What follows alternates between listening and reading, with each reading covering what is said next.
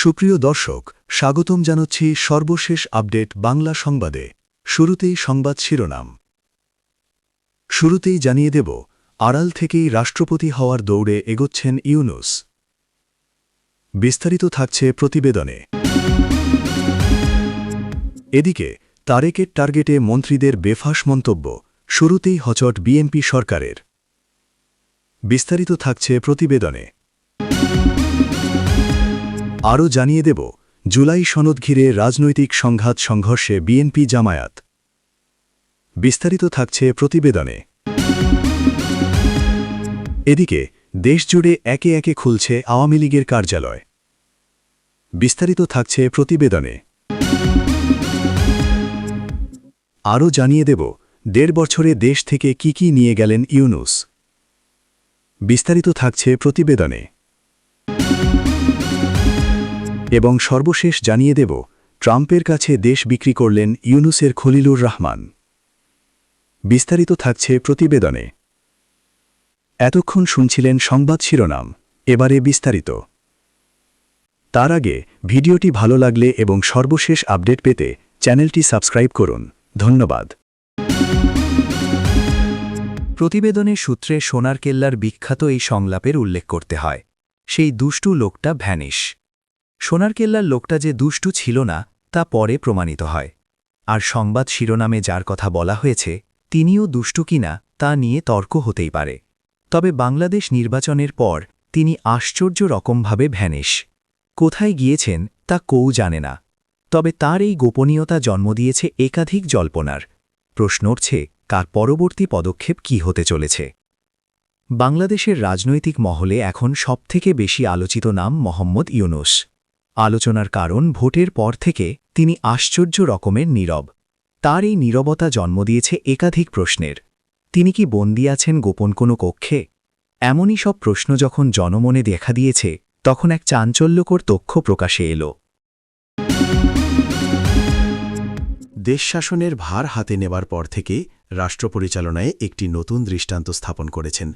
প্রশাসনিক সংস্কার, দুর্নীতির বিরুদ্ধে শূন্য সহনশীলতা, জনগণের দোরগোড়ায় সেবা পৌঁছে দেওয়ায় কর্মসংস্থান বৃদ্ধি, শিক্ষা ও স্বাস্থ্য খাতে কাঠামোগত পরিবর্তন, এমন নানা নীতির মাধ্যমে তিনি একটি রাজনৈতিক বার্তা দিতে চাইছেন। সরকার প্রধানের এই সব উদ্যোগ বিভিন্ন মহলে প্রশংসা কুড়িয়েছে। তবে একই সঙ্গে সরকারের কয়েকজন মন্ত্রীর বিতর্কিত মন্তব্য সেই ইতিবাচক বার্তাকে ম্লান করে দিচ্ছে কিনা তা নিয়ে গুঞ্জন শুরু হয়েছে। বিশেষ করে পরিবহন, সংস্কৃতি, জ্বালানি এবং পররাষ্ট্র মন্ত্রকের কয়েকজন মন্ত্রীর সাম্প্রতিক বক্তব্য সরকারের ভাবমূর্তিকে প্রশ্নচিহ্নের মধ্যে ফেলেছে। ২৪ সালের জুলাই বিপ্লব পরবর্তী রাষ্ট্র সংস্কারের লক্ষ্য নিয়ে আয়োজিত জাতীয় গণভোট ও সংসদ নির্বাচনের পর বাংলাদেশের রাজনীতিতে নতুন মেরুকরণ স্পষ্ট হয়ে উঠেছে। জুলাই জাতীয় সনদ ২০২৫ ভিত্তিক গণভোটে ৬০.৬২% ভোটার সাংবিধানিক সংস্কারের পক্ষে রায় দিলেও সেই রায় বাস্তবায়ন ঘিরে রাজনৈতিক অনিশ্চয়তা বাড়ছে। গত সপ্তাহে অনুষ্ঠিত সংসদ নির্বাচনের পাশাপাশি জুলাই জাতীয় সনদ ২০২৫-এর ওপর ভিত্তি করে হওয়া গণভোটে ৬০.৬২% ভোটার সাংবিধানিক সংস্কারের পক্ষে মত দিয়েছেন। তবে ফলাফল বাস্তবায়নের পদ্ধতি নিয়ে বিজয়ী দল বাংলাদেশ জাতীয়তাবাদী দল বিএনপি এবং তাদের সাবেক মিত্র বাংলাদেশ জামায়াতে ইসলামী এর মধ্যে প্রকাশ্য মতবিরোধ দেখা দিয়েছে। ত্রয়োদশ জাতীয় সংসদ নির্বাচনের পর পরিবর্তিত রাজনৈতিক প্রেক্ষাপটে ঘুরে দাঁড়াচ্ছে আওয়ামী লীগের নেতাকর্মীরা। এর অংশ হিসেবে দেশের বিভিন্ন জেলা উপজেলায় ১.৫ বছরের বেশি সময় ধরে বন্ধ থাকা আওয়ামী লীগের কার্যালয় ফের খুলছেন তারা। শনিবার ২১ ফেব্রুয়ারি জামালপুর জেলা আওয়ামী লীগের কার্যালয় খুলেছেন দলটির কর্মীরা। এর আগে শুক্রবার রাজধানীর ধানমন্ডিতে দলীয় সভাপতির রাজনৈতিক কার্যালয়ের ফটকের সামনে জাতীয় পতাকা ও শেখ মুজিবুর রহমানের ছবি রেখে স্লোগান দেন যুব মহিলা লীগের কয়েকজন নেত্রী। এদিন সকাল ৮:৩০টার দিকে সংগঠনের ১০-১২ জন নেতাকর্মীকে ধানমন্ডি ৩A সড়কের ৫১ নম্বর বাড়ির সামনে অবস্থান করতে দেখা যায়। এছাড়া সম্প্রতি কক্সবাজারের উখিয়া, হবিগঞ্জ, রাজবাড়ী, পাবনা, রাজশাহী ও যশোরের বাঘাইছড়িতেও আওয়ামী লীগের কার্যালয় খুলে দেওয়ার ঘটনা ঘটেছে। এসব কার্যালয় দলীয় ও জাতীয় পতাকা উত্তোলন, শেখ মুজিবুর রহমান ও শেখ হাসিনার ছবি টাঙানো এবং ব্যানার ঝুলানোর ঘটনা ঘটেছে। ১.৫ বছরের শাসনকাল শেষে নোবেলজয়ী অর্থনীতিবিদ মোহাম্মদ ইউনুসের বিরুদ্ধে একাধিক নীতিগত সিদ্ধান্ত ও চুক্তি নিয়ে বিতর্ক তৈরি হয়েছে।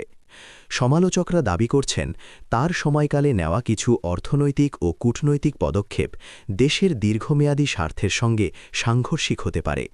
তবে সংশ্লিষ্ট পক্ষ থেকে এসব অভিযোগের বিষয়ে আনুষ্ঠানিক প্রতিক্রিয়া পাওয়া যায়নি। যুক্তরাষ্ট্রের সঙ্গে বাণিজ্য চুক্তি নিয়ে বিতর্ক। ড. ইউনুসের মেয়াদির শেষ দিকে যুক্তরাষ্ট্রের সঙ্গে স্বাক্ষরিত এগ্রিমেন্ট অন রেসিপ্রোকাল ট্রেড চুক্তি সবচেয়ে বেশি আলোচনার জন্ম দিয়েছে।